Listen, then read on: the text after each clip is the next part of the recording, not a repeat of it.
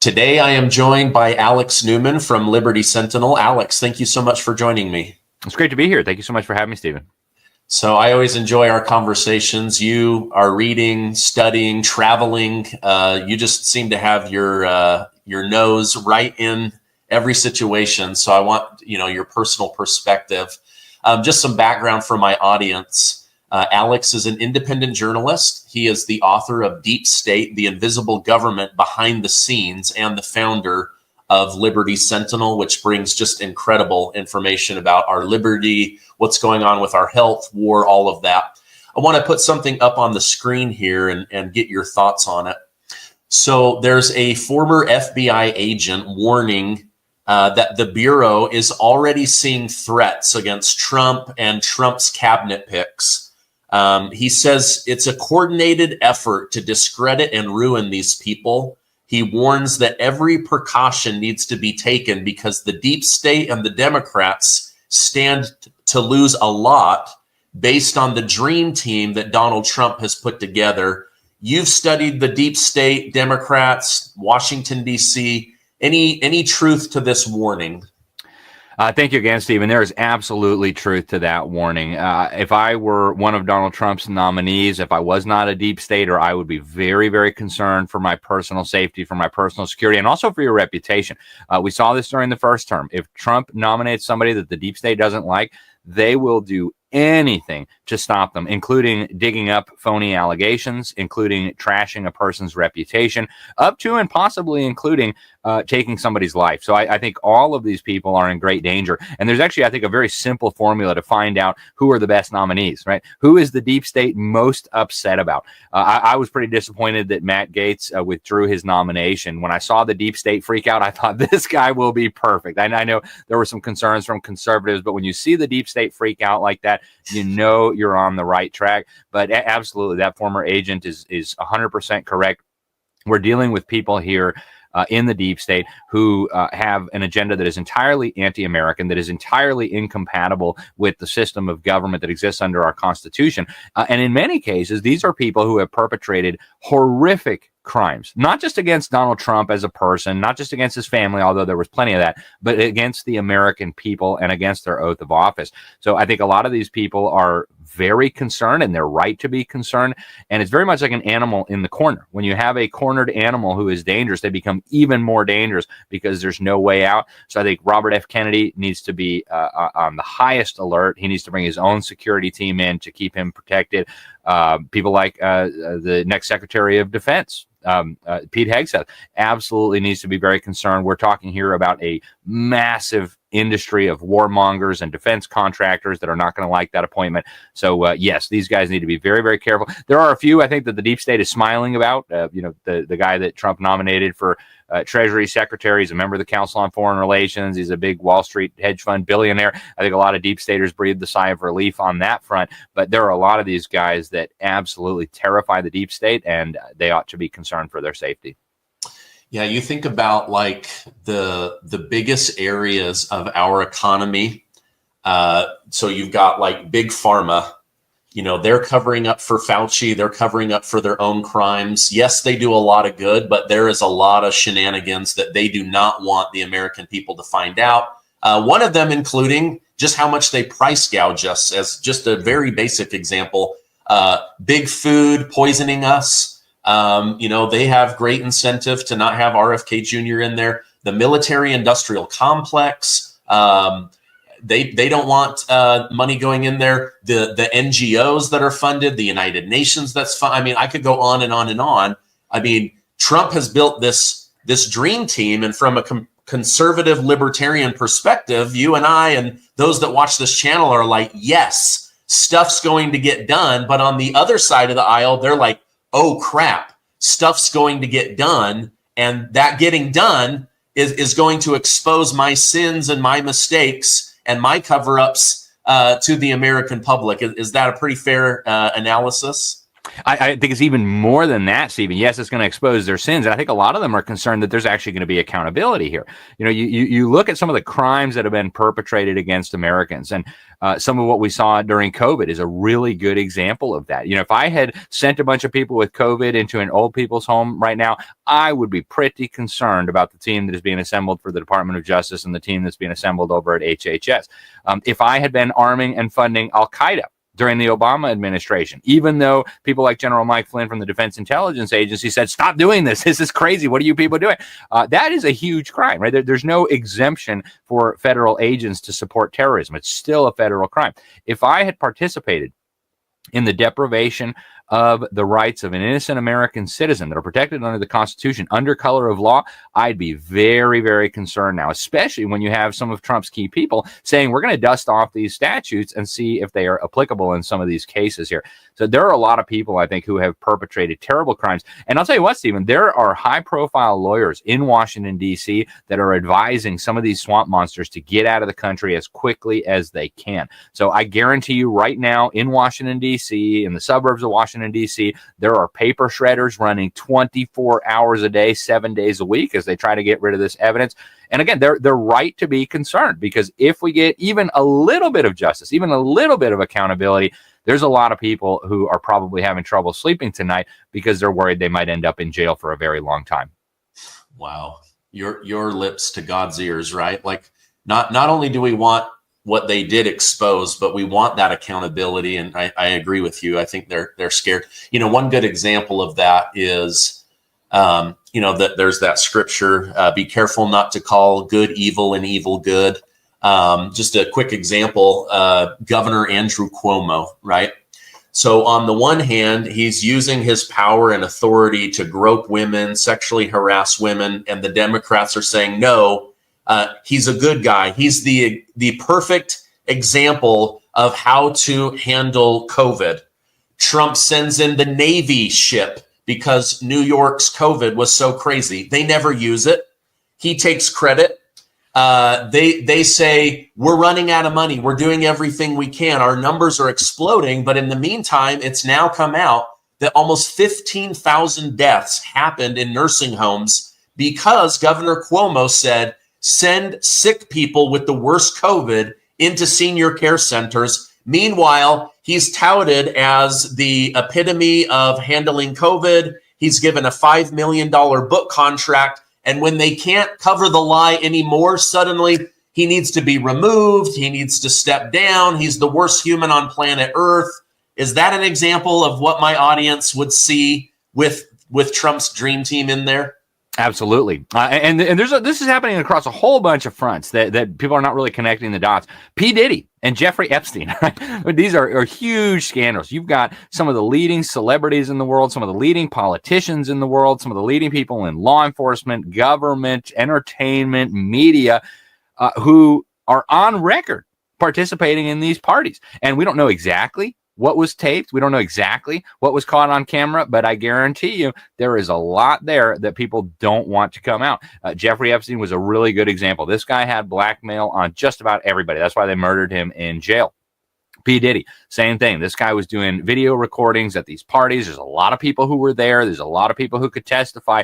And if you had an honest government coming in, and we may have that here very soon, and you were involved in that kind of stuff, you would be very, very concerned for your safety. So there's across all these realms, across healthcare, across human trafficking, across the trampling of our rights, across the foreign policy arena, where people were deliberately aiding and abetting, for example, the rise of communist China, even at the expense of our own country.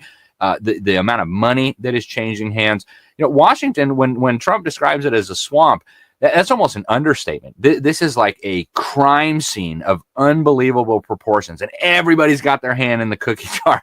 So there's a lot of people right now sweating bullets. And, you know, the first time around, Trump said, all right, let's try the nice guy approach. We're not going to prosecute Hillary Clinton. And, you know, they all kind of rested easy. But I think this time around, after what they did to him and his family, after realizing that Mr. Nice Guy approach didn't work, I think there's a lot of concern here across every one of these fronts.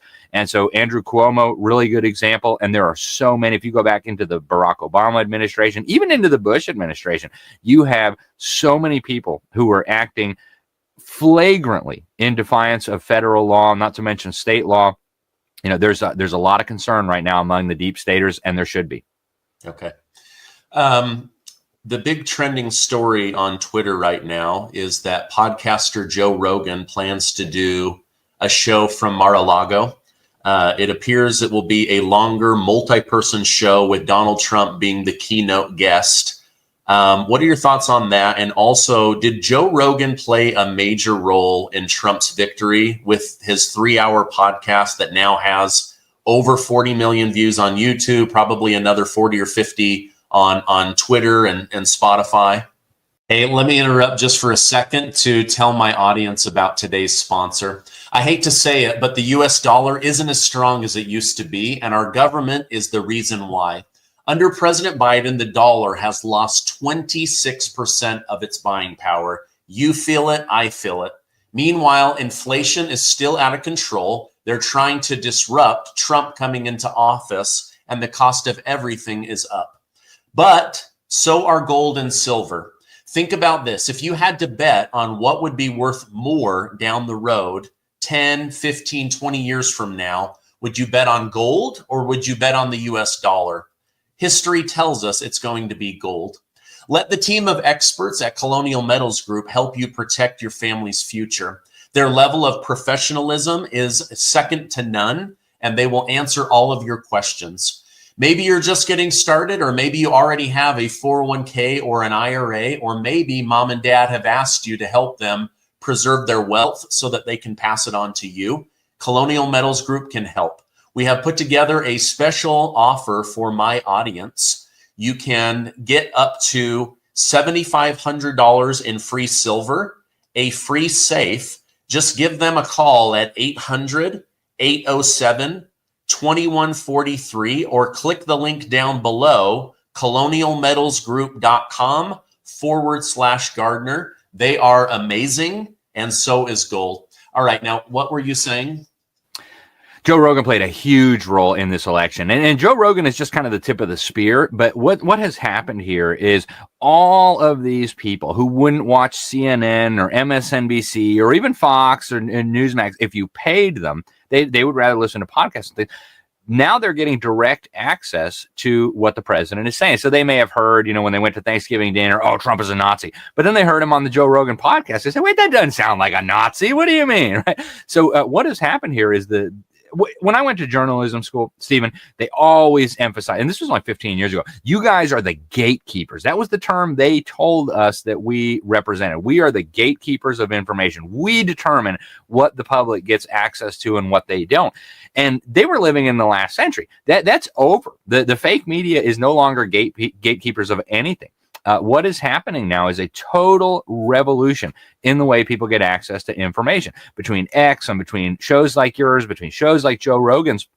It doesn't matter if all the mainstream media cartel united says Trump is a Nazi. People don't believe it because they now have access to other information. So Joe Rogan has been, of course, a big part of this, but he's one player among many. And you're certainly up there as well. And there's a lot of these podcasts, these YouTube programs, these different shows that are popping up, streaming shows, that have now rendered the media virtually irrelevant, and especially for the younger generation. Yeah, some of the older folks, they still tune into their cable TV or whatever, but the younger generation, they're now going to podcasts, they're now going to these smaller venues that they trust. And so this is really a revolution in how politics is done. It's a revolution in the way Americans receive, consume, and even put out information. And I don't think they're ever going to be able to try to put this back. They're still scrambling. You know, the UN just announced a couple of weeks ago in partnership with the crazy regime in Brazil, a new censorship program where they're going to try to silence climate misinformation. They're living in the past. It's not going to happen unless they shut down the internet completely. They are not going to be able to regain their position of dominance. And I think that's a very good thing, frankly, Stephen. Yeah. I think the power of the podcast is that you get to humanize somebody. They get to develop a story or a thought or a concept or, some political activity that they want to put into place. They also have a chance to defend themselves. And I think that was one of the things that Kamala Harris did very wrong, is she would pick these sometimes paid for podcast to just give her softball answers. And then she couldn't even articulate a good answer to the easiest, most soft. I mean, it wasn't even softball. It was T-ball. Like the ball is right there. You just have to hit it off of the tee, and couldn't do it. And meanwhile, Trump was going on young people's podcasts, older people's podcasts, people that used to be, far left that are now more conservative. And people got to really see, okay, who is this guy? He loves music. He loves golf. He loves business. He loves America. He loves his family. He thinks that there's two genders.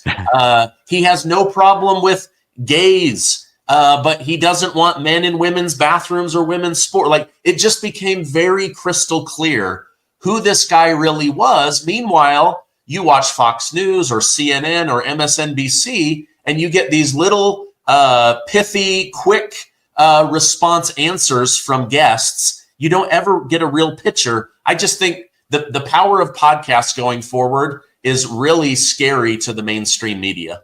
There's no question about it. And they're now trying to get into that realm. You see a bunch of these hacks from CNN and MSNBC. They're starting podcasts, but nobody's listening to them, right? People, frankly, are sick of those self-styled gatekeepers. And to your point about these little sound bites, they take a little excerpt of a 2-hour speech from Donald Trump, totally out of context, and they say, see, we told you he was a racist. And so you still have, 10, maybe 15, 20% of the American population that believes that stuff. But what you're seeing is that is increasingly a fringe minority, and people now are going to other sources. People are going to the Joe Rogans and the places where they can hear this guy explain his views for real, without the interruptions, without the gotcha stuff. And this really is a total reshaping of the media landscape. And I saw that this was coming when I was in journalism school 15 years ago. My professors were still living again in the last century. But we are in a new era now, and they're going to try to regain control. You're going to see more and more of these fake newscasters becoming podcasters and trying to appeal to the younger people. But I really think that ship has sailed. I think they have lost their credibility beyond the point where it can be repaired. And the polls bear this out. The overwhelming majority of Americans now regard the mainstream media as, in the words of the pollsters, enemies of the people. That's the overwhelming majority of Americans think that. And I don't quite like that terminology. It reminds me a bit of Soviet Union, but that speaks to where the American people are at with the fake news. They're sick of the lies. They're sick of the manipulation, and we're never going back to the era that we had before. No matter how much they censor the internet, no matter how much Google tries to rig the algorithms, they're not going to be able to put this back together. Yeah. A good example of that is, there's this idea of Project Mockingbird where the CIA was infiltrating American media. I mean, some of our favorite newscasters may have actually just been double agents or paid provocateurs that were very, very good at delivering the news. One thing that I'm nervous about that just came out on the Tucker Carlson show is he had a doctor on by the name of Dr. Mark Hyman. He's a pretty famous guy. Dr. Mark Hyman told Tucker Carlson that over 40% of YouTube, TikTok, Instagram, and Facebook nutrition and fitness influencers are secretly being paid by the food industry so that they can control the narrative and the perception around food and the standard American diet. Yet Americans are unhealthier. They're more overweight. They're using more big pharma medication than almost any other nation. They're certainly paying more than any other nation. Do you think that this is maybe the next Project Mockingbird, where you have these people that you think are influencers that are helping you, but really they're just bought and paid for agents? Unfortunately, that's exactly what's happening now, Stephen, and it's not new. If you actually go back to the origin of the big tech companies, what you'll find is the fingerprints of the intelligence agencies are all over it. Whether we're talking about the Defense Intelligence Agency, whether we're talking about DARPA, the Defense Advanced Research Projects Agency, whether we're talking about In-Q-Tel, right? You cannot understand the rise of big tech without understanding In-Q-Tel. In-Q-Tel is the investment arm of the intelligence community, so CIA, NSA, and they're set up as a nonprofit, but what they do is they provide huge amounts of funding to these startup companies that they think will have useful applications for not just intelligence gathering, not just stealing your data and mapping that all out, but also influence operations. That's one of the biggest roles of the intelligence agencies. is influence operations. So Project Mockingbird, that was kind of the crude version of it. They literally had hundreds of America's top journalists, top publishers, top editors on the payroll of the CIA. The Washington Compost, huge example of this. In fact, some of the Henry Luce, the founder of some of the key magazines that were shaping public opinion, were involved with Project Mockingbird. And we're also involved in a lot of these weirdo secret societies and things that I call the deep state behind the deep state. And so, yes, they're trying to carry that model over. But the thing is, the system now is so diffuse, and Americans are becoming more and more discerning, more and more skeptical of narratives. So I think they're going to have a really hard time putting that back together. When you have a genuine free marketplace of ideas, what you'll find is the truth will gradually rise to the top. The phonies will be exposed. The liars, the propagandists will be exposed. And so, yes, the intelligence agencies are trying to co-opt this. Yes, the special interests like big pharma, big food, big agriculture, the military industrial complex. Yes, they've got their bought and paid for shills, but what you're going to see in the years ahead is these people are going to be exposed. They're going to discredit themselves when they're out there shilling for some big pharma product, some new war, whatever it is, and Americans will catch on. I'm very confident of that. So, as a newscaster and podcaster myself, even I have to be extremely careful who's trying to influence me, who's asking to come on my show, who's asking to sponsor my show. And gratefully, I'm aware enough of the fact, and I don't need the money. So I'm very, very picky about which sponsors I'll put in. But as an example, most people that watch my show don't know that behind the scenes, I was offered $30,000 for a 60-second ad to tell people to get the Pfizer COVID shot. $30,000. I know people that don't make $30,000 a year. I know people that, maybe they make that working half the year or 3/4 of the year. But to be offered that for 60 seconds, and my gosh, am I glad I said, heck no. Amen. I will never promote your piece of crap miracle shot. And now look, people are like dying from it. They're having cardiac arrest, myocarditis. It's infiltrating their internal organs. I mean, it's absolute insanity. And, Dr. Fauci, I hope he'll be one that's held accountable. Yeah. I hope that Big Pharma is held accountable. But anyway, that's just one example. I have others that, have tried to influence me, infiltrate my show, and they throw out amounts of money that most people say, I can't pass. It's an offer too big. It's almost like the mafia, right? I'll make you an offer you can't resist. And so anyway, it's crazy to me that, over on the Tucker Carlson show, when I read that, oh my gosh, some of these people that I might be watching about how to be healthier and eat better, they may all just be paid and bought for representatives of big food, and they don't even know they've been bought off yet. Yeah, you're absolutely right, Stephen. And I think there should be some grace for people who don't maybe realize that they're inadvertently being swept up on something like this. But the example you gave is perfect, right? All the people that were out there shilling for the shot for money have now been exposed. And, it's one thing if they say, oh, man, I'm sorry, I didn't realize it was so terrible. I should have never done that. I repent, please forgive me. But it's an entirely different thing to just be willing to promote whatever to your audience for money. And that's what I mean. I think over the long term, these people are going to end up exposing themselves. There's nothing wrong with sponsorships. There's nothing wrong with advertisers. But when you're willing to trade your integrity for money, that's going to be a real problem. And these people will expose themselves. I think we're going to see it very clearly on several fronts. The warmongering, right? The defense industry wants to keep the forever wars going.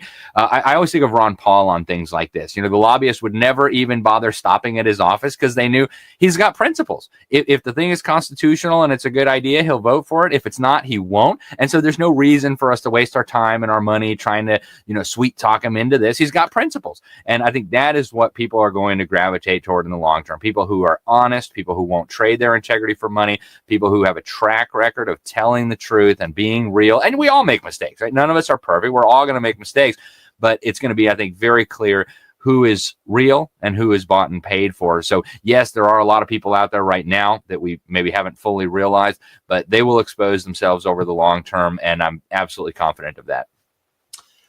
Somebody that I think is just such a huge hypocrite that's pushing fear porn, pushing forward this climate agenda is Biden's climate czar, John Kerry, failed presidential candidate.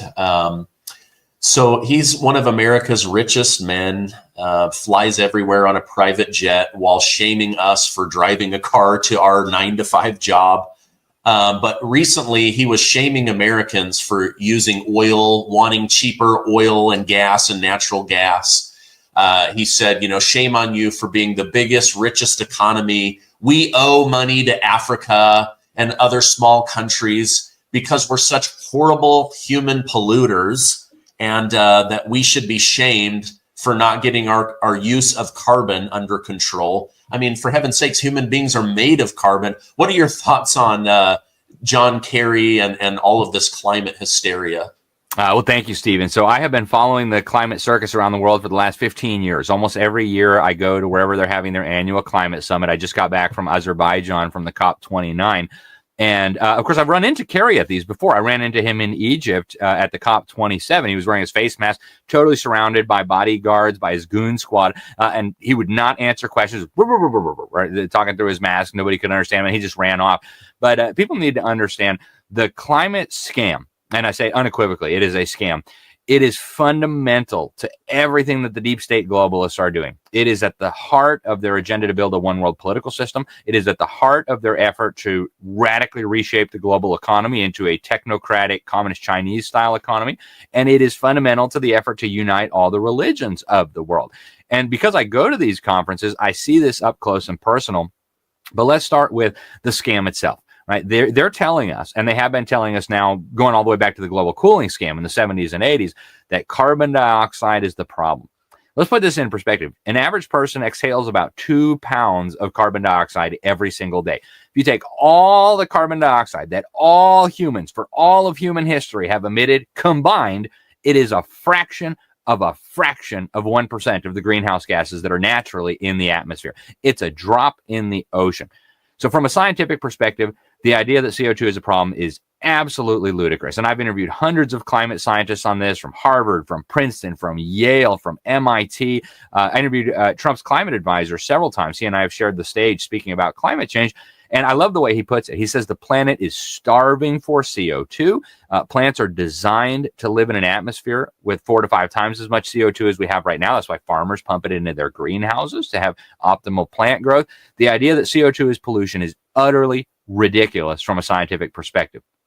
But from a totalitarian perspective, when you realize that there is no human activity that doesn't involve emissions of CO2, you realize that if their vision succeeds, there is no human activity that would be outside the purview of the UN and the governments that make up the UN. So at this last climate summit, the COP29, they agreed now for the first time ever on global rules for the UN's carbon markets. They want to cap the amount of CO2 that can be emitted. You'll get a carbon budget. I'll get a carbon budget. They've already got the infrastructure in place. Your credit card company is already starting to track this. Right now, it's voluntary.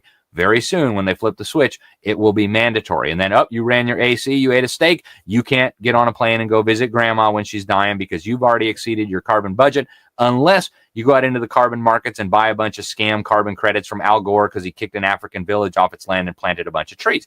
And that's exactly what's happening here, Stephen. So this is a fraud piled on top of a fraud. And I want to touch on the religious side just for a moment, because it really became clear to me in Egypt a couple of years ago at the COP27 that all these religious leaders, and they walked up to the top of Mount Sinai, or what they say is Mount Sinai, right, where God gave the 10 Commandments to Moses. And they brought out a new and improved 10 Commandments, the 10 Commandments of climate change.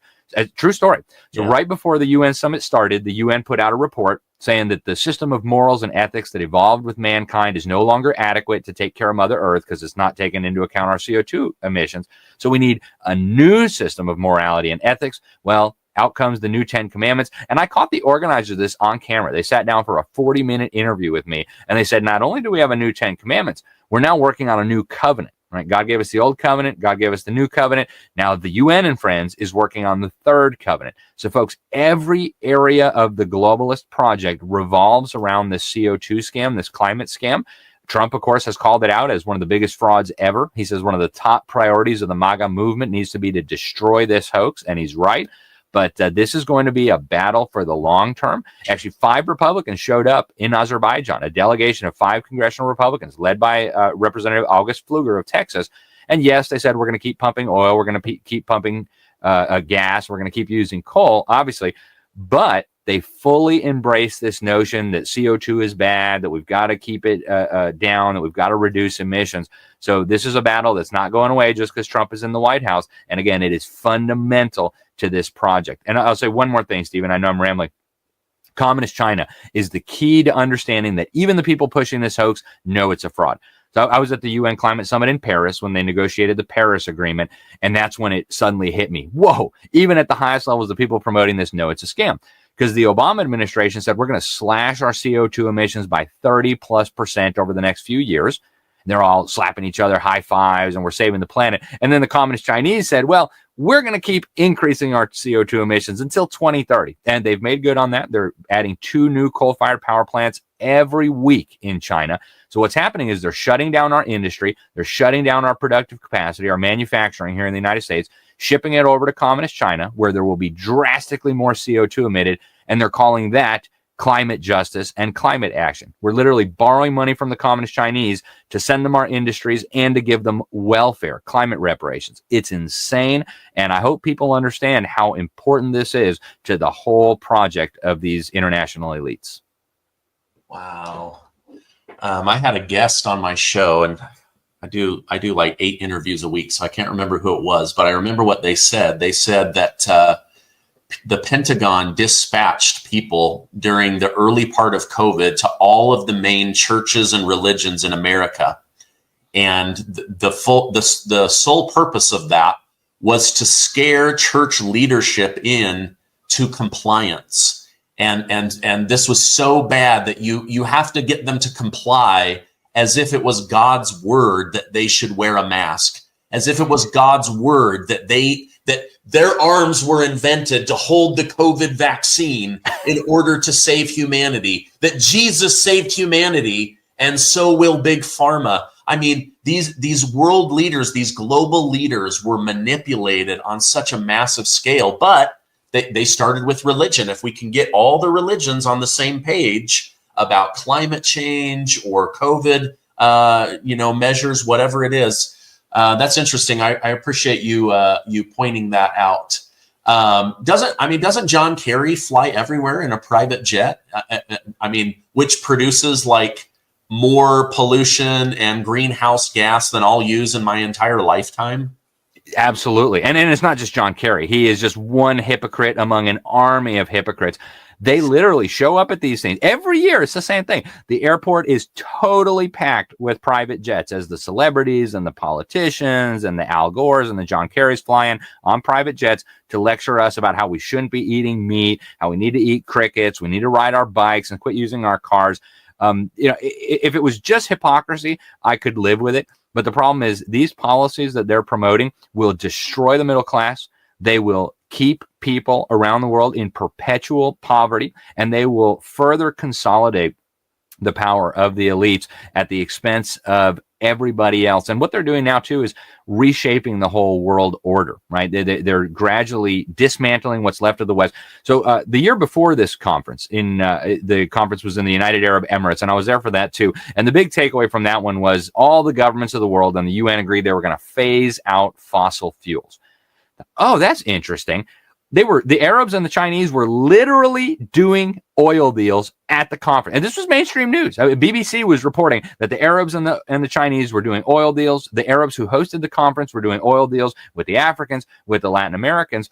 So what finally struck me, and it was the same thing this time too. In Azerbaijan, 90% of exports are oil. They actually caught one of the leaders of the Azerbaijani conference presidency soliciting investment from the Chinese in their oil and gas fields. And so it struck me last year. Actually, this was the cover story I used for the New American because it was so obvious. The whole phasing out oil thing, it's not for everyone. Right. It's only for the suckers in the United States. It's only for what we used to call, the free world or Christendom, what we today sometimes still call the Western world. all the other third world kleptocracies, the communists, the Islamists, they're all going to keep using oil. And the hope is they will dismantle the free world, ship all of our productive capacity, destroy our middle class, and then they'll have this new, what they've been calling for over a decade, a multipolar world order where communist China will have at least an equal seat, if not a more powerful seat at the table than the late, great United States of America. So this is such a critical part of the scam. Yeah, man, that is terrifying. And it's like China is several chess moves ahead of the United States. Like Trump says all the time, we have such stupid leaders. Like they bend over backwards to kiss France's butt, Germany's butt, China's butt, Saudi Arabia's butt. And then these people, they're just behind our back, living their life, enriching themselves off of the American taxpayer, the American worker. It's just such a scam. I just really hope part of the next 4, 8, 12 years is America waking up and saying, if we don't put ourselves first, we will be last. All right. Final question. I appreciate you coming on. You've covered the United Nations. You've been there many, many times. What is the deal with the United Nations? Because I think it started out like all things with good intentions, but just this last year, I've been reading how they're one of the number one funders of Hamas in the name of humanity. They're one of the number one funders of the invasion of the United States. They take our taxpayer money, they recycle it back to NGOs, government leaders, and then they tell these third world countries to flood the United States of America. We'll give you gift cards, we'll give you cash. Once over there, we've arranged policy with Biden and others. You'll be put into 5-star hotels, 3 meals a day, a cell phone. You'll be able to get on American welfare. The taxpayers will happily pay for all of the. What is going on with the United Nations? Well, the UN is, I would say, one of the most important tools of the deep state in this effort to build up this new system that they want to impose on humanity. And I'll start off by saying the UN's principles are fundamental. They're not just different than America's. They're fundamentally incompatible with those that America is founded on, right? Our founding fathers in this country said it was a self-evident truth that God created us equally, that God endowed us with unalienable rights, and that government exists to protect those rights. The UN starts with exactly the opposite premise, right? You go read the Universal Declaration of Human Rights. Governments and international agreements give you rights, and those rights can be revoked at any time for any reason. In fact, it specifically says in Article 29, none of these rights can be used contrary to the purposes and principles of the UN. In other words, you have no rights. So the UN is, I would say, one of the most important tools of the deep state. The immigration thing is huge, right? They actually say that if you want a sustainable world, you have to do this. Their migrations are. Peter Sutherland, former Goldman Sachs, passed away a few years ago.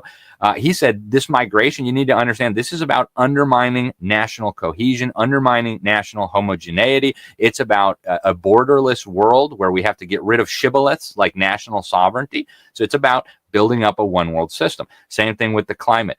And I would argue, Stephen, and we maybe need to take this on a future episode. If you go back to the very beginning, right, the history of the UN is clouded in so much mystery.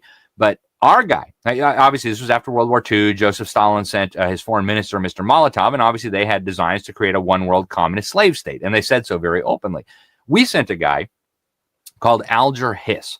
And this should have been, in every history textbook printed over the last 80 years. They loved this guy. They made him the chairman of the conference that wrote the UN Charter. Then they made him the first Secretary General of the United Nations. Then we threw him in prison because we found out he was a spy for Joseph Stalin. So our guy, the guy who led this whole thing, was an actual spy for one of the worst mass murdering savages to ever walk on this planet. And even the people who weren't necessarily in line with that agenda, people like John Foster Dulles, for example, huge deep state guy, one of the co-founders of the Council on Foreign Relations. He said in his book in 1950, War or Peace, that the point was always to strengthen the UN progressively until it would become, in his words, a world federation, a world government with teeth in it. That's straight from his book, War or Peace, published in 1950. So Stalin had an agenda. Alger Hiss had an agenda. John Foster Dulles had an agenda.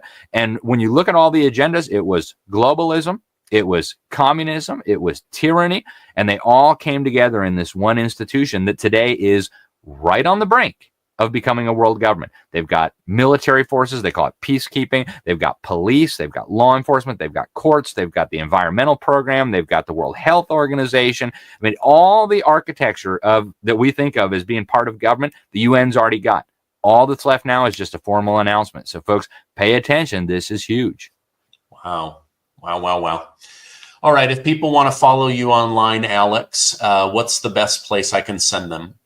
So my website is libertysentinel.org. They can get my newsletter for free. And then all of our coverage of the COP29, that's at thenewamerican.com. And then, of course, X, Alex Newman _JOU.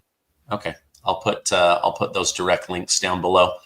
Thank you so much for coming on. I know you travel a lot. You read a lot in order to stay abreast of all of these crazy topics that my audience absolutely needs to know about. I hope you had a great Thanksgiving. Thank you so much for coming on, and I hope you have a great weekend. Thank you, Stephen. You as well. Really appreciate it.